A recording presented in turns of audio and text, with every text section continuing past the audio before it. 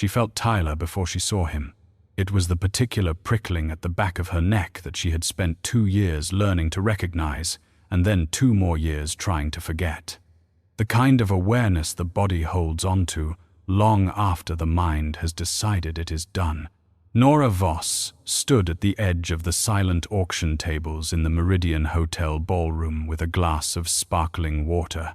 She had not drunk, and a smile she had been wearing since 7 in the evening, and told herself that she was wrong, that the feeling was nothing, that this was a charity event with 300 guests, and she was allowed to be here without history catching up to her. Then she heard the laugh, low and certain and aimed, the way Tyler's laugh had always been aimed.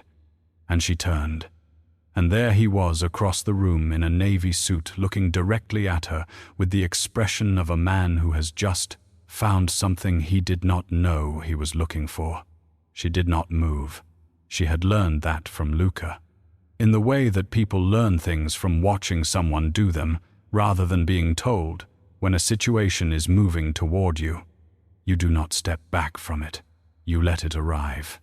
She stood with the water glass in her hand and held his gaze and thought about what Luca had told her at 8 that morning. In the kitchen, while she was putting on her earrings, and he was reading something on his phone with the focused attention he gave to things that mattered.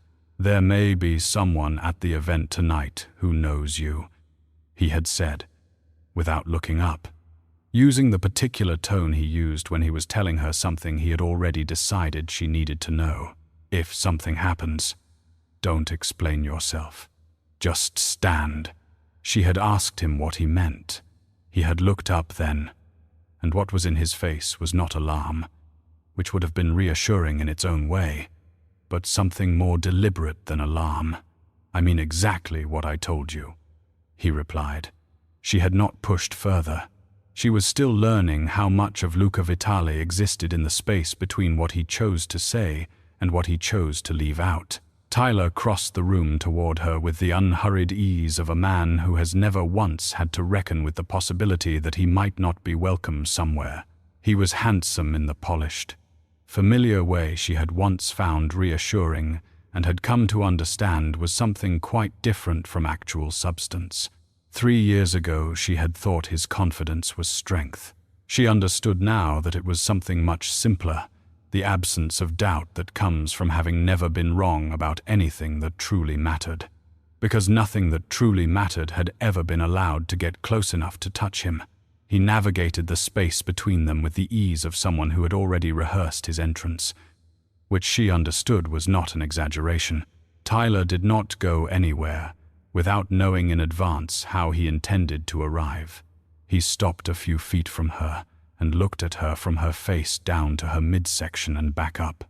And the smile that followed was the specific smile of someone who has just found the upper hand and intends to take his time with it. "Nora," he said, with a warmth in his voice that was entirely performance. "I almost didn't recognize you." She let the comment land without reaction. "Tyler," she replied, and kept her voice level, which was the only goal she had set for this conversation before she understood it was coming.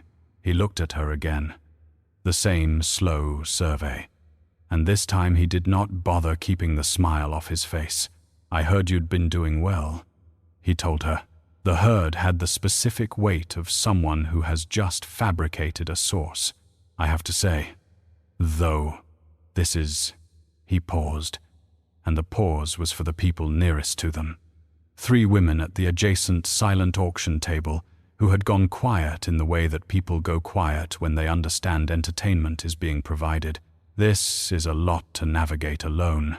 His eyes dropped to her stomach, where the beginning of the bump was visible under the deep green dress she had chosen that evening, because she had still been figuring out which clothes still fit and which did not.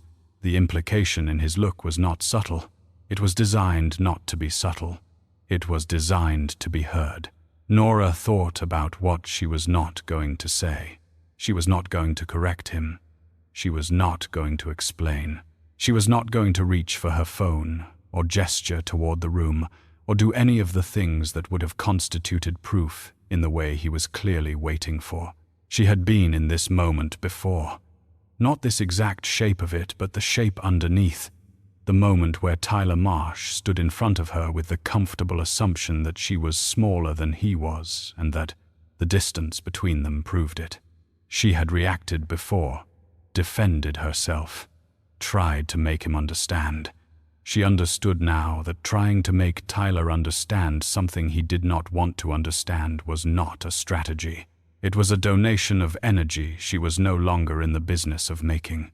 "It is a lot," she agreed, pleasantly, and took a sip of the sparkling water she had been holding. He blinked. That was not the response he had staged the moment for. The woman standing closest to them at the auction table had stopped pretending to look at the catalogue. She had her glass tilted at an angle that made it clear she was not drinking, only holding something so her hands had a reason to be there. The couple 2 steps to the right had angled their bodies slightly toward the scene in the unconscious way that people do when they don't want to miss what comes next, but want to maintain the fiction that they are not watching. Tyler recalibrated. He leaned slightly closer, dropping his voice by a degree, which was worse than the loudness because it implied intimacy. The suggestion that what came next was concern rather than performance. "I'm just saying," he told her, and the just was doing the work of making the cruelty sound like concern. "That if you need anything, resources, connections, I know people." He let the word connections sit there like it was a gift. "I'm not sure the father is in the picture. From what I've heard again, the invented source, the performed authority of a man who had gathered no actual information, but had decided the absence of information confirmed everything he already believed." Something settled in Nora's chest, not the tightening of anger, which she had expected to feel, but something quieter, something close to the feeling of standing on solid ground after a long time on uncertain terrain. She had not known, until this moment, that she had already moved past the version of herself who would have let this land the way it was intended to. She had spent 2 years with Tyler, learning to shrink her responses so that they would not provoke him, learning to make her reactions small enough that he could not find purchase in them to push further. She had carried that habit into every room after him. She was discovering now, in this particular ballroom with its murmuring crowd and its silent auction tables and its chandeliers, that somewhere in the past 3 months the habit had loosened. She opened her mouth to say something and did not have to, because a hand came to rest on her shoulder from behind. Warm and specific and certain. The pressure of a hand that knew exactly where it was placing itself. She did not startle. She had, she realized, been waiting for it since she felt Tyler from across the room. Luca Vitale came to stand beside her with the same quality of stillness he brought to every room he entered, which was not the stillness of a man trying to be still, but the stillness of a man who has so completely decided what he is doing that there is no motion left over from uncertainty. He was in a dark suit she had watched him put on that morning, and his hand stayed on her shoulder, and he looked at Tyler Marsh with the unhurried attention of someone examining something he has already reached a conclusion about. He did not smile. He did not introduce himself. He simply stood there beside Nora in the way that mountains stand beside things, not to demonstrate their height, but because standing there is what they do. The room around them had not stopped moving, but it had adjusted. The way rooms adjust when the calibration of a space changes and everyone in it feels the change before they have a name for it. Tyler's expression moved through several things quickly: confusion, recalibration, and then something that tried to be composure but was constructed on a newly uncertain foundation. "Tyler Marsh," Luca said, and the way he said the name was not a greeting, it was an acknowledgement. The way you acknowledge something you have been keeping track of. "I've been aware of your family's company for a while." Tyler's composure completed its recalibration, and landed in the territory of a man trying to assess whether what is happening is good news or bad news, and not yet having enough information to determine which. He glanced at Nora and back at Luca with a question in his face that he did not yet have the nerve to ask out loud. Luca's hand moved from Nora's shoulder to the small of her back. A small adjustment. Unhurried. The kind of gesture that speaks a language Tyler had clearly not known was being spoken in this room. "We should go," Luca told Nora, with a quietness that was not for Tyler's benefit. It was for hers. She set the water glass down on the nearest surface and turned with him toward the exit. And as she did, she heard Tyler behind them say her name once, tentatively, already sounding like a man who has begun to understand he has miscalculated something but does not yet know the size of the number. The penthouse was quiet when they arrived. The particular quiet of a high floor above a city that never stops, where all the sound has been subtracted by distance and glass until what remains is not silence but the absence of intrusion. Nora sat on the edge of the long couch in the living room and took off her heels and held them in her lap for a moment before setting them on the floor. Her feet ached. Her shoulders ached. The specific exhaustion of holding yourself correctly in front of people for 3 hours was different from other kinds of exhaustion, and she felt it now in the way it always arrived, not during the event, but after. When the body understood, it was allowed to release the held thing. Luca had gone to pour 2 glasses of water in the kitchen with the practiced efficiency of someone who has identified a task that needs doing and is doing it. She watched him through the open space between the rooms and thought about the fact that she had lived in this penthouse for 3 months and still could not always predict what he would do next. She had thought she would be better at reading people by now. She had spent enough years practicing. Luca came back with the water and set 1 glass on the table in front of her and took the chair across from the couch rather than sitting beside her, which was his usual habit, keeping enough physical distance that she never felt crowded, which she had come to understand was not coldness but consideration, though the distinction had taken her weeks to see and longer to trust. He sat with his own glass and looked at her in the way he looked at things he was deciding how to approach with the patient. Specific attention of someone who has decided not to project anything onto the situation before he has enough information to read it accurately. The penthouse held its quiet around them, outside the floor-to-ceiling windows. Manhattan was doing what Manhattan always did, which was everything at once, bright and indifferent and entirely itself. "Are you all right?" he asked. After a moment, it was not a performative question. It did not have the shape of a question that wanted a specific answer. It was the question of someone who actually needed whatever the true version turned out to be. She thought about giving him the easy version, which was yes. And then she thought about the fact that she had been giving people the easy version of things for so long that she was not always sure anymore which version was true and which was habit. "I'm tired," she told him, but not because of Tyler. She paused. "There's something else I need to tell you." The quality of his attention shifted in the way it did when something moved from the category of general to the category of specific. He set his glass down and waited with the patience that was. She had come to understand. One of his most genuine qualities. It was not the patience of someone who was controlling himself. It was the patience of someone who had decided that the person in front of him was worth waiting for. She had not been waited for very much. She found it harder to bear than impatience, in its own way. Because impatience, she knew how to manage. She looked at her hands for a moment, then she looked at him. "I'm pregnant," she told him. 12 weeks. "I've known for 3 weeks, and I didn't." She stopped.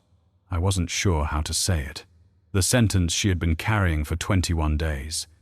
The one she had rehearsed in different forms while running the water in the morning, or standing in the elevator, or lying awake in the guest room that had gradually stopped feeling like a guest room, came out with almost no ceremony.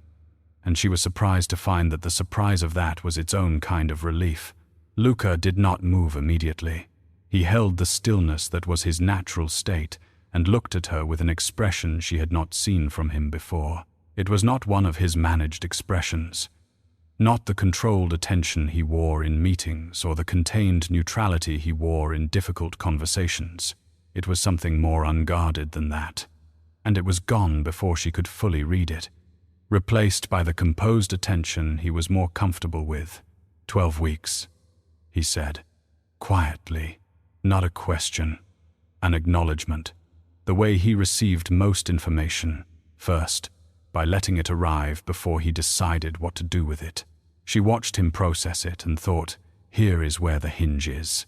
Here is where the contract shows itself for what it is. She had been dreading this moment for 3 weeks, not because she was afraid of his anger, but because she was afraid of his reasonableness. His anger she could push against. His reasonableness, delivered in that measured voice, confirming that the situation would be handled, and the logistics would be arranged, and the outcome would be appropriate, that she did not know how to hold. He looked at her for a long moment, and then asked, with a sane quietness, "Why did you wait? 3 weeks." She opened her mouth, closed it.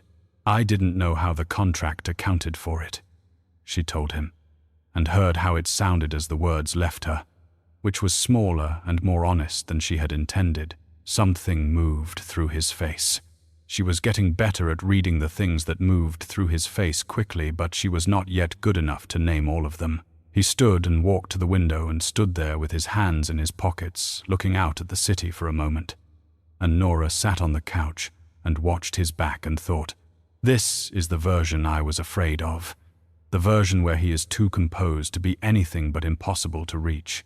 When he turned around, his expression was contained again, but there was something underneath the containment that had not been there before. Something that had weight to it. The contract, he told her, does not determine what this is. She did not know what to say to that. She was still composing a response when the door of the room off the hallway opened, and a man she recognized as Nico, one of Luca's closest associates, appeared at the edge of the living area and said, with the particular economy of someone who has learned never to deliver information with more words than necessary, "The Marsh situation needs your attention. They've contacted the DeLuca account." Luca looked at Nico with an expression that did not change in quality but changed in kind. "Give me 10 minutes, he told him. Nico nodded and disappeared back the way he had come. Nora looked at the space where Nico had been, and then at Luca. "The Marsh situation." She said the words slowly, feeling their shape. "Tyler."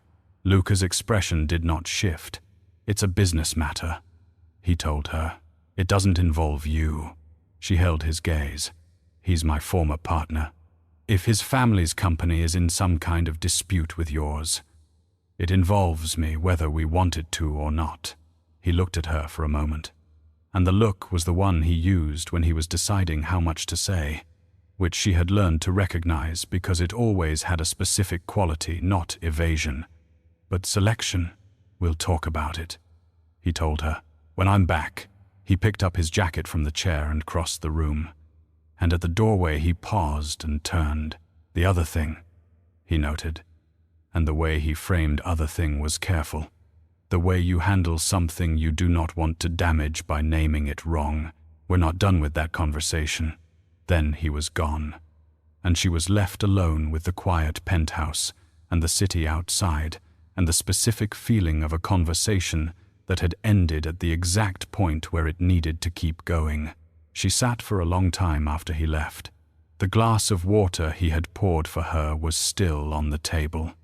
The ice he had added, which was the way she had told him she preferred it during the first week when they were still mapping each other's habits, had melted down to small, clear slivers. She drank it slowly and thought about the phrase "business matter" and the phrase "Marsh situation" and the phrase "we're not done," and about the fact that Luca had not answered the question underneath her question, which was not about logistics or contracts or disputes. The question underneath was, "What does this mean to you?" She had not found a way to ask it directly yet. She had grown up being told that asking directly was the same as asking for too much, that the people who deserved things did not need to ask for them because the right people gave them without being asked. She understood now, at 28 years old, that this was not wisdom. It was a way of teaching someone to go without. She was trying to unlearn it. She was not finding it easy. She rose from the couch and walked to the window that faced north and stood there with the empty glass in her hand and looked out at the buildings that went on until they became suggestion rather than structure. 3 months ago, she had stood in the living room of her own apartment in Midtown and looked at a test result and understood that her life was about to become something she had not planned for. 3 months ago, she had been someone who carried things alone by habit, by training, by the long practice of not burdening the people around her. She was standing in a different apartment now, in a different life, and she was still carrying things alone. She was beginning to think that was a choice she was continuing to make rather than a condition she had been born into. She turned the empty glass over in her hands. The city outside did not change for her. It kept being exactly what it was, and she found that steadying, the way genuinely indifferent things can sometimes be. Tyler's message arrived on a Tuesday, 4 days after the charity event, while Nora was sitting in the kitchen with a cup of tea she had made too strong and a book she had not been reading. The message was brief and carefully worded in the way that messages from Tyler were always brief and carefully worded when he wanted something, an apology for the scene at the Meridian, phrased in language that apologized for the scene while implying the scene had been caused by her presence rather than his behavior. A suggestion of coffee, framed as concern. She read it twice. She was not surprised by the apology. She was not surprised by the framing. She was, however, surprised to find herself curious rather than angry, because the curiosity was new, and it felt like a different kind of muscle than the one she had used with Tyler for 3 years, the one that had been trained to manage and accommodate and absorb. She set the phone on the table and drank her tea and thought about whether she wanted to respond. By the time the tea was gone, she had decided that she did, but not for the reason Tyler was expecting. She met him 3 days later at a coffee place in the West 50s, the kind of neutral, well-lit establishment that people choose when they want the meeting to look casual while keeping the exits visible. Tyler was already there when she arrived, seated at a corner table with an espresso and his phone face down, which was his signal for "I'm giving you my full attention," a signal she had learned to read as performance during the last 6 months of their relationship. He stood when she came in, which was also performance, and smiled the smile that had once made her feel chosen and now made her feel tired. She sat down across from him and ordered a decaf from the server and looked at him while he looked at her with the particular expression of a man who has rehearsed concern and is now delivering it. "You look well," he told her. She acknowledged this without agreeing or disagreeing. He asked how she was feeling.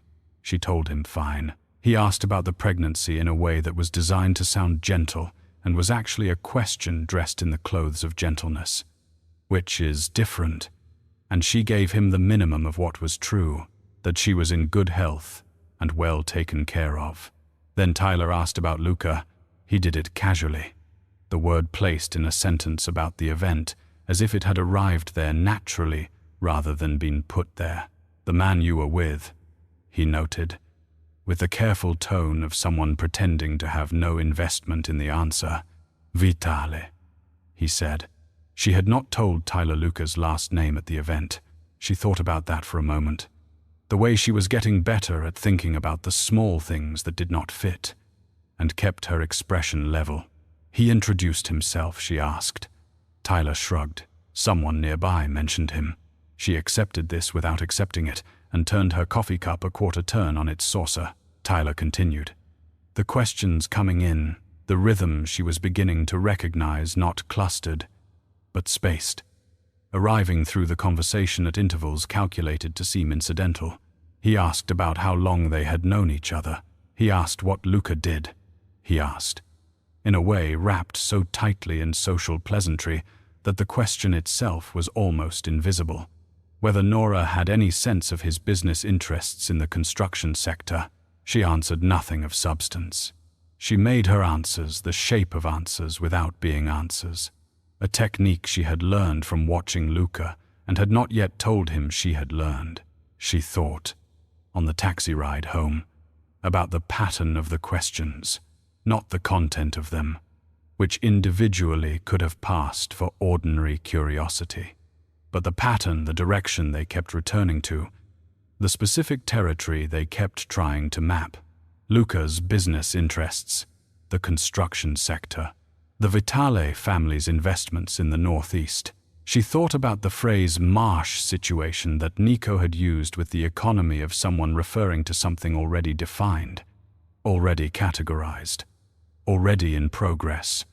The phrasing of someone who worked inside a system with its own vocabulary. She thought about the way Tyler had said someone nearby mentioned him, which was a sentence structured to close further inquiry while sounding like it opened it, which was a thing Tyler was good at, building conversational doors that appeared to swing both ways but only opened in one direction. She had not been certain, going into the coffee meeting, what she expected to find. She was more certain now. She was not certain yet of what to do with what she had found, but she understood that the two things, Tyler's appearance at the charity event and the Marsh situation that was apparently already a named thing inside the Vitale family's awareness, were not two things. They were one thing with two visible surfaces. She also understood, in the taxi moving uptown through afternoon traffic, with the light coming in sideways through the windows, that she was angry. The anger was not at Tyler, whose motives had clarified to the point where they were no longer surprising. The anger was at the arrangement itself, the structure of a life in which she was simultaneously connected to a powerful person and kept at the edge of what that power actually involved. She had agreed to a marriage that lived in private, not in secret as a condition of shame, but as a condition of Luca's particular and complex world, a world whose workings were not fully visible to her. She had agreed to this because the alternative had been worse, and because at the time she had not yet understood that partial visibility is its own kind of disorientation. She was beginning to understand it now. The taxi pulled up to the building, and she tipped the driver and stepped out into the afternoon and stood on the sidewalk for a moment before going in, letting the city move around her, the way she sometimes needed to when she wanted to feel the edges of herself clearly before walking back into a space that could blur them. Luca was in the study when she got back, the door ajar the way it was when he was working and available, rather than working and not. She pushed it open and stood in the doorway and looked at him behind the desk with his reading glasses on, which was one of the things she had not expected to find humanizing about him, and he looked up. He did not ask where she had been. He knew where she had been because she had told him that morning coffee with Tyler. A decision she had announced as a fact rather than a plan, because she had known he would not forbid it, and she had wanted to make sure they both knew she understood that. He asked about your business interests, she told him, from the doorway, 3 times, in different shapes. Luca set down the folder he was holding. What did you tell him? Nothing he could use, she replied. He looked at her for a long moment, and she could see him deciding something, the way you can sometimes see the decision happening in the quality of a person's stillness before they have made it. He took his glasses off and set them on the desk. Sit down, he told her, and the tone was not a command. It was an invitation, which was a distinction she had learned to notice because he made it consistently. She sat in the chair across from the desk, the one she thought of as her chair now, because she had sat in it enough times that the room had started to feel organized around the fact that she was usually in it. He told her about Tyler's company. He told her about the dispute, a construction contract, a coastal development project, and a series of decisions made by the Marsh family's company that had created a liability that was now the Vitale family's problem because of a partnership agreement that had been structured badly 3 years before. He told her that Tyler had been trying to reach him through intermediaries for 2 months before the charity event, without success, because Luca had nothing to discuss until the Marsh company acknowledged the liability. He told her all of this in the measured, factual voice he used for information he wanted her to have, and at the end of it she sat with the information and felt the shape of it settle into the shape of what she had already understood. She looked at him across the desk. "You knew he would be at the event," she told him. It was not quite a question. Luca's expression remained level. "I knew he might be," he replied. "That's why I told you what I told you that morning." She felt the edge of something, not quite anger. The thing that precedes anger when the anger has not yet decided whether it is warranted. "You could have told me all of it," she said. "He met Hergeze. I could have," he acknowledged. "I didn't because I wanted to see what he would do first. And I didn't want what I suspected to color what you observed. Your read of him is accurate. I needed it uncontaminated." She sat with that. She understood the logic of it. The logic did not entirely address the feeling underneath the logic, which was the feeling of being managed rather than trusted with the full picture. But she was also honest enough with herself to recognize that what he had described was not the same as manipulation. It was strategy that had used her observation as a tool, and the distinction mattered even if it did not dissolve the feeling entirely. She looked at him for a moment, at the measured face behind the desk, and the folder he had put down, and the reading glasses he had not put back on, and thought about the gap between what Luca did and what Luca said, which was still sometimes wider than she wanted it to be. "Next time," she told him, carefully. "Tell me what you know. Let me decide what it contaminates." He looked at her for a long moment, and something in his expression shifted. Not much, but enough that she could see it. He gave a single nod. It had the quality of a commitment, which with Luca was the same as a promise. The document arrived in an envelope that had been placed on her desk in the study 3 days after her conversation with Luca, slid under the door in the early morning before she was awake, which was how she found it already there when she came downstairs. Sitting on the edge of the desk, with her name written on the front in handwriting she did not recognize. She stood in the doorway for a moment before picking it up. She had learned, in the months of living alongside a man who moved through a particular kind of world, that things placed deliberately in spaces carried more weight than things found accidentally. This had been placed deliberately.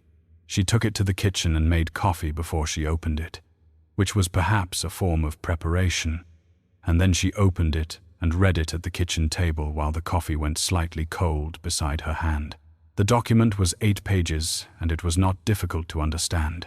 It was a memo of intent, the kind used in preliminary negotiations, and it outlined a proposal from Marsh Development to 3 parties, of which Vitale Holdings was one, suggesting a restructuring of the coastal development liability in exchange for a preferential arrangement on a future contract. The language was careful and professional, and what it said, underneath the careful professional language, was that Tyler Marsh intended to use his personal connection to Nora as demonstrated by his public contact with her at a social event as evidence of an existing relationship between the 2 families, to be positioned as goodwill that warranted concessions.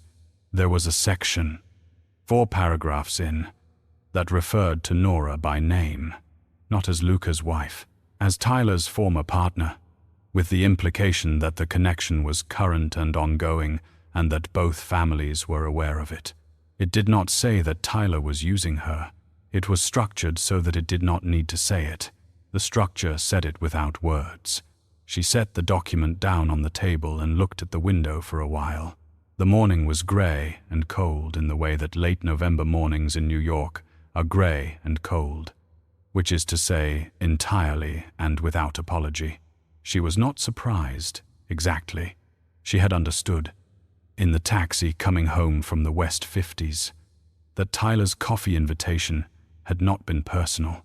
She had known the shape of what he was doing, seeing it documented, named, formatted into sections with headers and paragraph numbers, was a different experience than knowing it. It was the difference between suspecting a thing and being handed a written record of the thing in your own home, in an envelope with your name on it, before your coffee had cooled. She thought about what she felt. She inventoried it carefully. There was anger, which she had expected. There was something that was not quite hurt but was adjacent to it. And then there was something else, underneath both of those. A question that had been in the room since she first read the document, and that she had not yet turned to face directly. She found Luca in the kitchen 20 minutes later. When he came downstairs in his usual unhurried way, she slid the document across the counter toward him without speaking. He picked it up. His expression did not change while he read it, which was both his usual quality and, in this moment, frustrating to her in a specific way. When he finished, he set it down and looked at her. She looked back. "You've seen this before," she told him. It was not a question. Something shifted in his face, small and controlled, and visible to her because she had spent 3 months learning to read the small, controlled shifts. "Not this document," he replied. "I've seen a version of the strategy it represents." She waited. He picked up his coffee. "The intent was relayed to me through Nico 2 days ago. A version without the explicit reference to you." She felt the thing underneath, the anger sharpen into something clearer. "So you knew he was going to use me," she said. The steadiness in her own voice surprised her. "You knew, and you didn't tell me." He looked at her with an expression that was not quite what she had expected, which would have been calm. What was in his face was more uncomfortable than calm. It was the expression of a man who knows he has gotten something wrong and is past the point of rearranging it. "I was going to tell you today," he told her. She heard the truth of it, and also the inadequacy of it. "He named me in a business document." Luca, the way she said his name was different than she usually said it, and he heard the difference. "He named me as an asset. He used me as a data point in a negotiation, and you had information that would have let me understand what was happening. And you held it because—" She stopped. "Why did you hold it?" His jaw moved slightly. "Because I thought the information would be more painful than useful," he replied. "I was wrong about that." The admission came without apparent difficulty, which was one of the things about him she had not expected and had come to trust. He did not defend wrong positions. He let go of them. But the letting go, in this case, did not address the wound. And she needed him to understand that. "When you protect me from information," she told him, "you take away my ability to protect myself. Do you understand the difference between those two things?" He was quiet for a long moment. "Yes," he replied, quietly. "I understand the difference." She looked at him. He looked back. Neither of them moved. She was the one who spoke next, which she had not expected when she walked into the kitchen that morning. "What happens now?" she asked. "With Tyler?" Luca's expression returned to the level quality that was his professional register, the one she had stopped reading as cold and had started reading as deliberate. The Marsh situation was already in resolution before this document existed, he told her. "The liability has been legally quantified and the notice has been filed. Tyler can propose restructuring in as many memos as he chooses. The position of his company does not change because he has referenced a personal connection that was never an actual negotiating asset to begin with." There was something in the way he delivered that last part that she recognized as the specific, precise form of dismissal he used when a thing had been tried against him and had failed. It was not contempt. It was the opposite of contempt. which was the complete removal of weight from something that did not deserve weight. She felt, for the first time since finding the envelope that morning, something unclench. His company will have to acknowledge the liability, Luca continued, or pursue litigation against a prepared opponent with significantly more resources. Neither outcome benefits him. He will acknowledge the liability. It will take approximately 3 weeks. He stated this the way he stated all things he was certain of, which was without decoration. She sat with that for a moment. Then she asked the thing she had been holding since she read paragraph 4 of the 8-page document. "Why didn't you tell anyone about us?" She let the question arrive without inflection. "You've protected me. You've kept the marriage private. You've managed a situation I didn't even know was developing. But there is a document in which Tyler Marsh refers to me as his former partner. Current relationship implied. Because there was nothing public to contradict it." Luca set down his coffee with the deliberate economy of movement she had come to associate with him, preparing to say something that mattered. The kitchen was quiet in the particular morning way that kitchens are quiet, which is full of small sounds that do not interrupt the larger ones. "Because I didn't know what you wanted," he replied. It was a simple sentence, and it landed with the weight of something that had been held for a long time in a space too small for it. She looked at him. He held her gazer. "When we negotiated the contract," he continued, "you were agreeing to a specific set of conditions. I did not know if you wanted those conditions to remain the boundaries, or if you wanted—" He stopped. Luca Vitale did not often stop mid-sentence. The stopping was its own kind of information. She waited. "If you wanted something different," he finished. And the simplicity of it was the thing that got through. The thing that moved past all the layers of management and strategy and careful maintenance of distance, and landed in the part of her that had been asking the same question from the other side.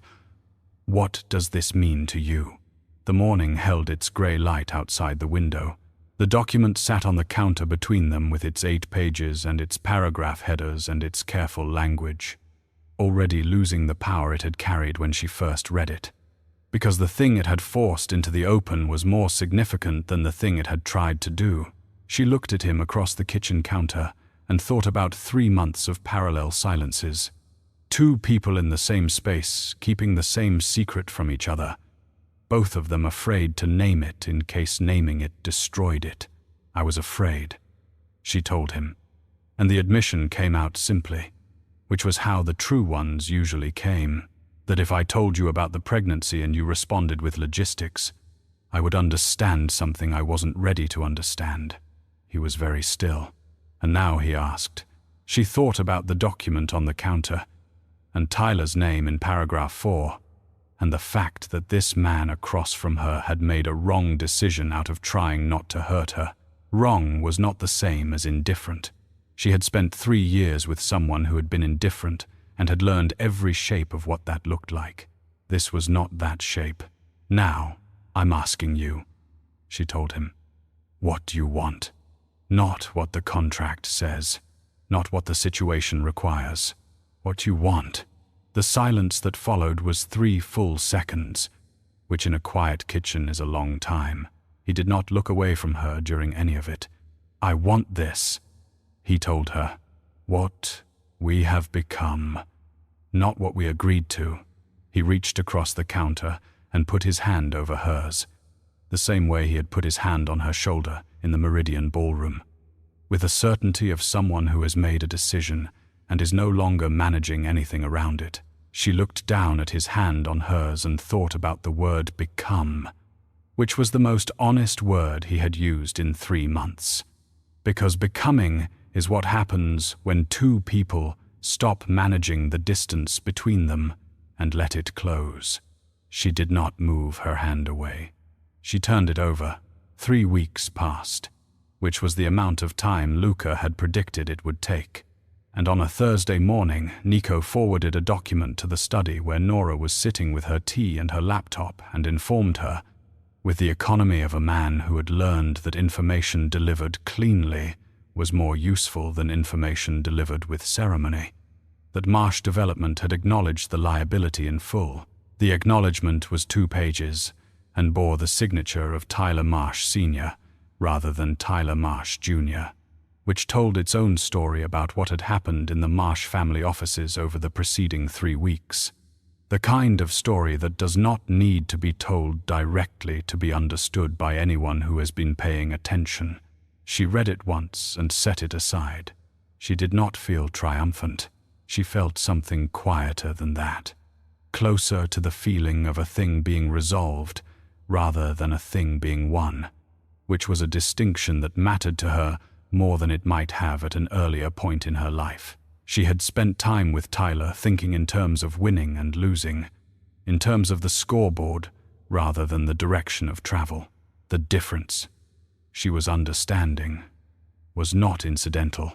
It was a map of the kind of person he was and the kind she had been becoming around him and the kind she had stopped becoming somewhere in the past 3 months, quietly and without ceremony. The way the most important changes tend to happen. She told Luca about the acknowledgement at dinner, which was a meal they had taken to eating together most evenings without it ever being formalized as a practice. It had simply become what happened at 7 in the evening when neither of them had a reason to be elsewhere.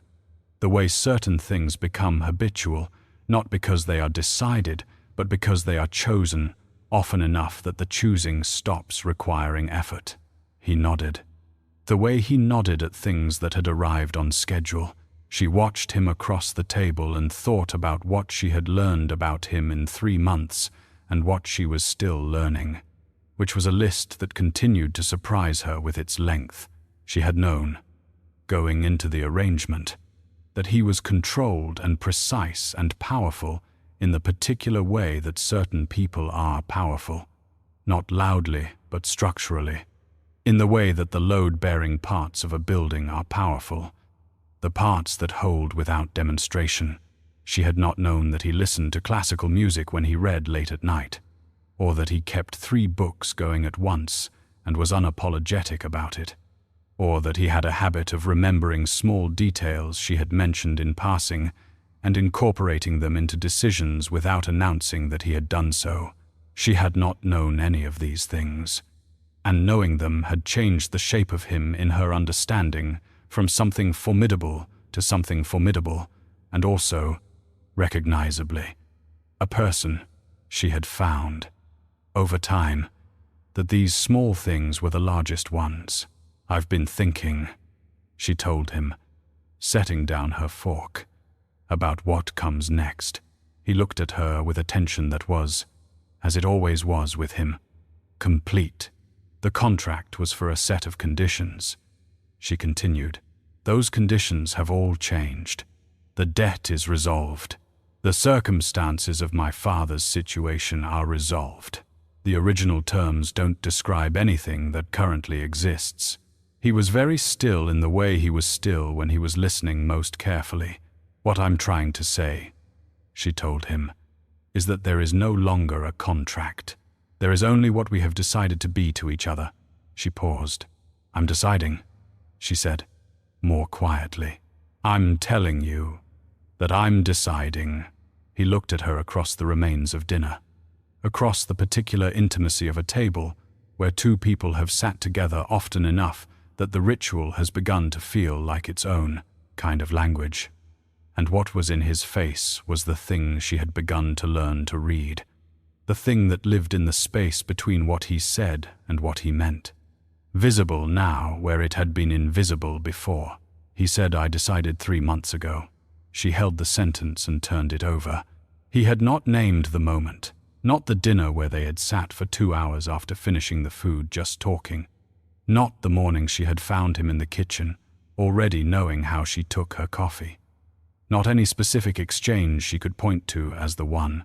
He had not specified because the specification would have made it smaller, and he understood that some things are made larger by being left without an exact edge. She understood this about him now. She understood it the way you understand a person's language after you have spent enough time inside it that you have stopped translating and started simply hearing. Then we should update the paperwork, she told him, and the slight unevenness in her own voice surprised her and did not embarrass her, which was its own kind of progress. The small evidence of a person who has stopped managing everything at the same time.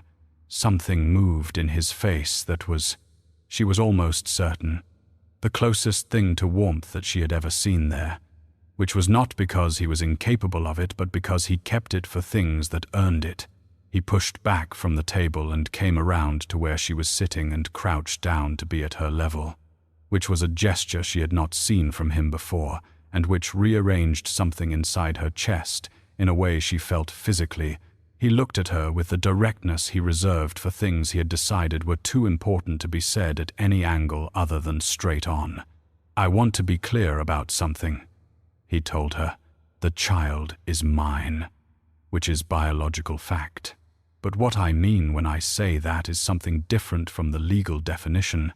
What I mean is that I intend to be present and consistent and responsible in the specific and unglamorous ways that those words require over a long period of time. I'm not telling you this as an announcement. I'm telling you because you have a right to know the terms I am operating by before you decide anything." She looked at him, at the level eyes and the measured voice delivering something that was, she understood, as close to a declaration as this man was built to make, which did not make it smaller. It made it exactly the right size. "I know," she told him.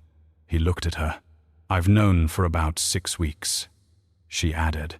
He was quiet for a moment. "6 weeks," he replied, with the tone of someone receiving information that has adjusted several calculations simultaneously. "You've known for 6 weeks and you've been carrying it alone." It was not a criticism. It was the observation of a man who had spent 3 months watching someone carry things alone and had made a decision about that. A decision she could see in the steadiness of his expression, which was not surprise, but something that had the shape of a resolution already made. "Old habit," she told him. He put his hand on hers, where it rested on the table. The same hand. The same gesture as the kitchen counter 3 weeks before. And this time she did not wait before turning it over. "We are going to be very bad at this," he told her. "For a while. I want to be honest about that." She felt something loosen in her chest that she had not known was still held tight. The last of whatever she had been bracing against since she first understood that what was happening between them had stopped being the contract and had become something that had no document yet and needed one. "I know," she told him. "I'm not scared of bad at it. I'm scared of not trying." He looked at her for a moment, and what was in his face in that moment was the thing she had stopped calling unreadable and had started calling his. "Then we're in agreement," he replied. The paperwork, when it came, was not the document she had expected. It was not a legal amendment or an addendum to the original contract or anything that lived in the language of the arrangement they had made. It was a single sheet of paper, plain, with 2 lines near the bottom, a place for her name and a place for his. Above the lines, in his handwriting, were 4 words. She read them standing at the kitchen counter on a Sunday morning, while he stood across from her with his coffee and the quality of stillness he carried when he was waiting for something that mattered. The 4 words were, "Choose this with me." She held the paper. She looked at him. He looked back. And what was in his face was not the controlled attention she had first encountered in the Meridian Hotel ballroom, and not the professional neutrality she had seen in the study, and not even the careful warmth she had learned to find in the spaces between. It was something simpler and more exposed than all of those. The face of a person who has put the thing they want into plain language and is waiting to hear what comes back. She picked up the pen he had left beside the paper and signed her name. Then she slid the paper across the counter to him. He read what she had written, which was her name, and, below it, in her own handwriting, 4 more words I already have been. He looked at it for a moment. Then he set down his coffee and picked up the pen. She watched him add his name below hers with the same deliberate economy he brought to all things. And when he set the pen down, the paper sat on the counter between them with both their names on it and no legal weight whatsoever, which was precisely what made it mean what it meant. Outside the window, New York was doing what it always did, which was everything at once. Inside the kitchen, nothing was dramatic, nothing was loud. Two people stood on opposite sides of a counter with a piece of paper between them and chose each other with the full knowledge of what choosing costs and what it is worth. And that was enough. It was, she thought, exactly enough.